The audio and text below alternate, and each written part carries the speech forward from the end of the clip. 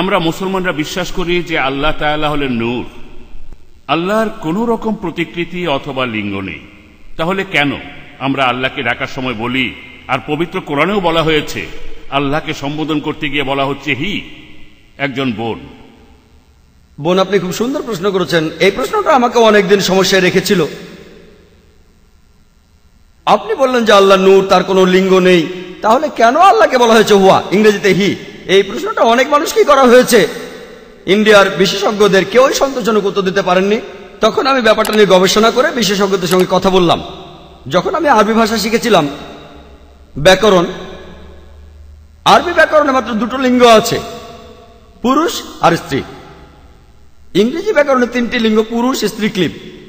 যদি হুয়া শব্দটার অনুবাদ করেন ইংরেজি ভাষায়, তাহলে অনুবাদটা হবে হি অথবা ইট, হয় ই নয়তো ইট। একই রকম শব্দ হিয়া, হিয়া শব্দটাকে ইংরেজিতে অনুবাদ করলে সেটা হবে সি অথবা ইট।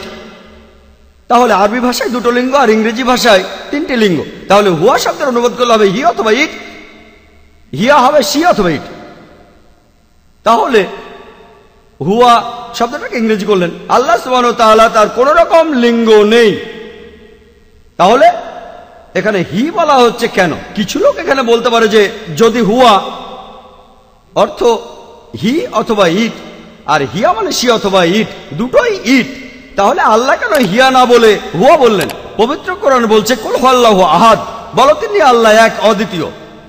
যখন আমি আরবি শিখলাম, আরবি ব্যাকরণ শিখলাম, তখন আমি শুনেছি যে আরবি ব্যাকরণে স্ত্রীবাচক লিঙ্গের জন্য কিছু নিয়ম রয়েছে। স্ত্রীলিঙ্গ প্রথমটা, যদি মানুষ বা বস্তুটাকে স্ত্রীবাচক বোঝানো হয়, যেমন মা, উম্মুন, এটা একটা স্ত্রীবাচক শব্দ। দ্বিতীয় নিয়ম, যদি শব্দটা শেষে তা থাকে, তা, তখন এটা স্ত্রীবাচক, যেমন মিরওয়াতুন, বিজ্ঞান, সব শেষে তা, এই শব্দটা দিয়ে স্ত্রীবাচক। আল্লাহ সুবহানাহু ওয়া তাআলা মহিলা নন, তাই শব্দটা স্ত্রীবাচক নয়। শব্দের শেষে তা নেই, তার অক্ষরটা কি আছে? নাই, তাহলে স্ত্রীবাচক না।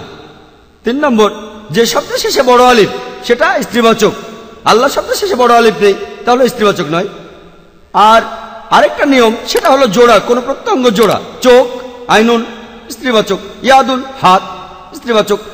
আল্লাহ হলেন কুল হুয়াল্লাহু আহাদ, বলো তিনি আল্লাহ এক, অদ্বিতীয়। এখানে কোনো জোড়া নেই। তাহলে আমাদের ভাষার অক্ষমতার জন্য, যেহেতু এখানে বলা যাচ্ছে না যে হিয়া ইট অথবা সি ইট, আল্লাহ এখানে বলেছেন হুয়া ইট, তা না হলে আল্লাহ সুবহানাহু ওয়া তাআলার কোন রকম লিঙ্গ নেই।